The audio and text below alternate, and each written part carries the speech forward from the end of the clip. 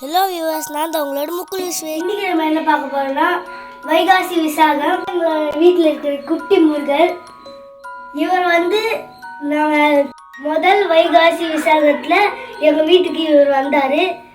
இவர் பக்கத்தில் நாங்கள் 5 விளக்குகளை ஏற்றிருக்கோம், 5 கலர் கோலங்கள்.